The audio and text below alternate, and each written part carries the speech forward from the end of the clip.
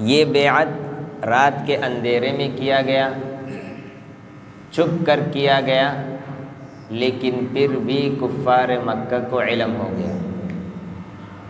جب کفار مکہ کو اس بیعت کے بارے میں پتہ چلا تو کفار مکہ بڑے غیظ و غضب اور غصے میں آ گئے، اور انہوں نے مسلمانوں کو اذیتیں اور تکلیفیں دینا شروع کر دیا۔ تو اس طرح آپ صلی اللہ علیہ وسلم کو اللہ کی طرف سے ہجرت کا حکم ہوا۔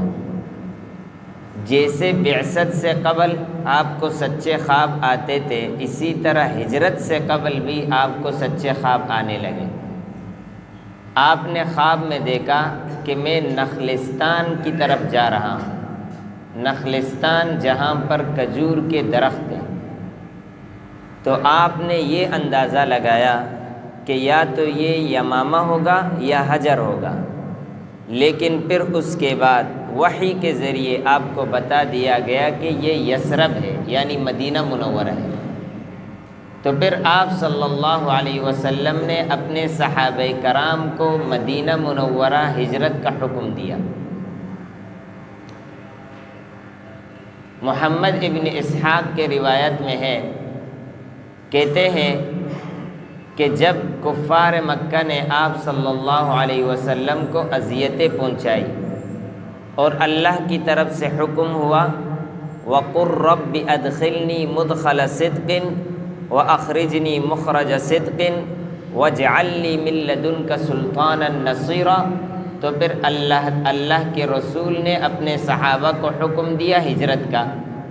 اب صحابہ کرام چھپ کر خفیہ طریقے پر مدینہ منورہ کی طرف ہجرت کرنے لگے۔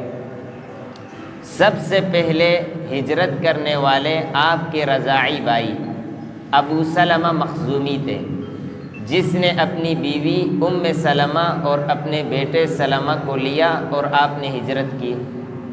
جب آپ ہجرت کے لیے مکہ مکرمہ سے باہر نکلے، آپ نے اپنی بیوی اور بچے کو اونٹ پر بٹھایا تھا۔ جب آپ مکہ مکرمہ سے باہر نکل رہے تھے، ام سلمہ رضی اللہ تعالی عنہا خود ہی روایت کرتی ہیں کہ ابو سلمہ نے اونٹ کا لگام پکڑا تھا، یعنی اس کی رسی پکڑی تھی۔ تو اتنے میں جو ام سلمہ کا خاندان ہے وہ آیا، اور اس نے ابو سلمہ سے کہا کہ تم نے جہاں جانا ہے چلی جاؤ، لیکن یہ جو ہمارے قبیلے کی لڑکی ہے اس کو کہاں ساتھ لے جا رہے ہو؟ تو انہوں نے ام سلمہ کو واپس کر دیا۔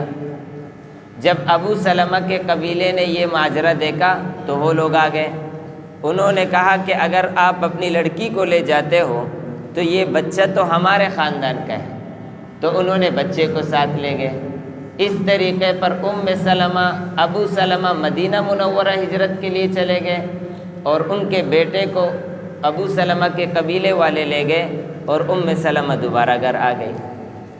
ام سلمہ کہتی ہے کہ ہر دن صبح سویرے ابطح مقام پر مکہ مکرمہ میں ایک جگہ ہے جس کو ابطح کہتے ہیں، میں صبح آ کر وہاں بیٹھتی اور روتی رہتی رات تک، اور رات کو دوبارہ گھر چلی جاتی۔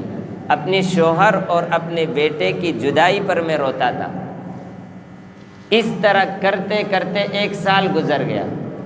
1 سال کے بعد ابو سلمہ کے اور میرے قبیلے میں سے ایک آدمی کو ترس آیا۔ وہ آیا اور اس نے لوگوں سے کہا کہ تم نے اس عورت پر، اس کے بچے پر کیا ظلم کیا ہے؟ بچہ اس کو حوالہ کر دو کہ یہ اپنے شوہر کے پاس چلا جائے۔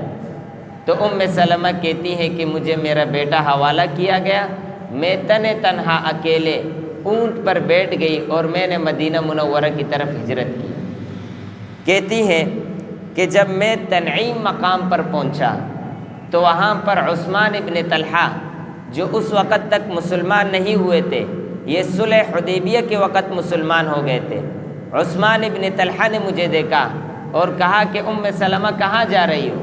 تو ام سلمہ کہتی ہے کہ میں نے کہا کہ میں اپنے شوہر ابو سلمہ کے پاس مدینہ منورہ جا رہا ہوں۔ تو عثمان ابن طلحہ نے اس اونٹ کے لگام کو پکڑا اور آگے چلنے لگے اور کہا کہ میں تمہیں پہنچاؤں گا۔ ام سلمہ رضی اللہ تعالی عنہا فرماتی ہیں کہ عثمان ابن طلحہ کی طرح باحیا اور شریف النفس آدمی میں نے نہیں دیکھا۔ جہاں کہیں آرام کرنا ہوتا اونٹ کو بٹھا لیتا، خود پیچھے ہو جاتا اور مجھے کہتا کہ اترو۔